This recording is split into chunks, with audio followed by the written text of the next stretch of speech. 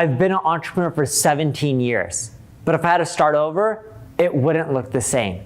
Hey, I'm Neil Patel, and today I'm gonna share with you that if I had to start all over, here's what I would do. And you know what? It's not what you think. Before we get started, make sure you subscribe to this channel. That way, when I release more videos like this, you'll get notified. Question for you. How many of you want to be an entrepreneur? I know I want to be an entrepreneur. And if you do, leave a comment below with yes. See, when I was starting out at 16 years old or 15 and a half, I wanted to make more money. And I couldn't get a high-paying job. I didn't even have a high school degree at that time. I was still in school. And I wasn't even graduated from college because when I started off, that's what almost all jobs required. So it was really hard to make a six-figure income without being an entrepreneur. Heck, my first job was cleaning toilets and picking up trash at a theme park for $5.75 an hour. Now, here's the thing. If you want to do well, it's not just about, hey, I want to go be an entrepreneur and start a business. Because if you do that, you're going to make a lot of mistakes. And that's okay. That's a journey and route that a lot of people take. But I've learned that that's not the ideal approach. If I had to start over again, here's what I would do. For the first 9 years, I would go and work for someone else. I know that sounds crazy, but you learn so much working for other people. Then when you're ready to start your own career as an entrepreneur, things will start taking off because you'll know what not to do. Plus, you'll have some savings as well that you can use. And it's not just as simple as working for someone else for 9 years. Here's how I'd break it down. For a few years, for the first 2 years, I would go and work for a small startup. I'm not talking about an Uber or a startup that's just growing like a hockey stick. I'm talking about a startup that's not too well funded, that's struggling, and they're trying to do whatever to make it work. This will teach you how to fight, how to be scrappy, how to save money, how to be creative, how to problem solve. When companies don't have enough capital and things aren't growing as fast as they want, they gotta think outside the box. And that's a very valuable skill for you to learn.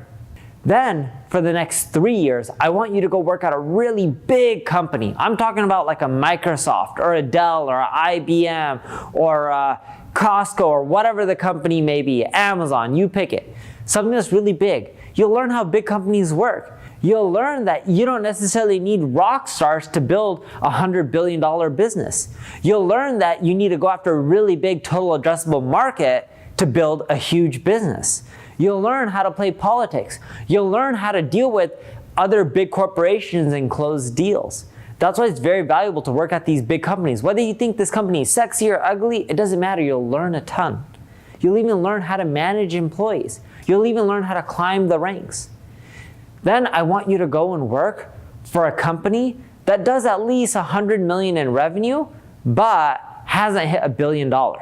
You'll learn from that company when you work there for 2 years how to scale, how to continually grow, because it's not easy.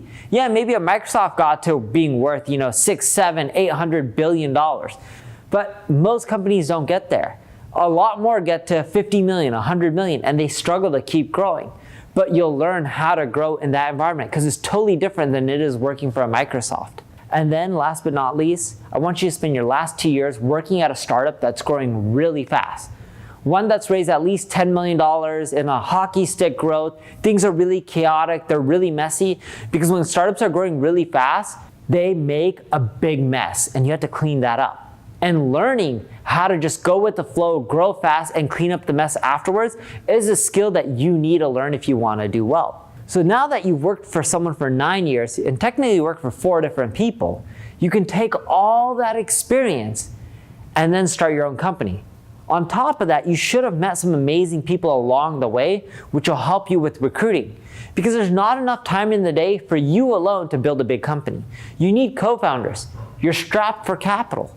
You want to make sure you have other co-founders who are willing to put in the hard times, hours, whatever it takes to build a big company with you that believe in that vision. And of course, you've met along other great people who could be employees or team members of your company along the way. You should recruit them, hire them. You may not be able to pay them as much as they were getting before, but you can give them some equity in your company to be there along the ride.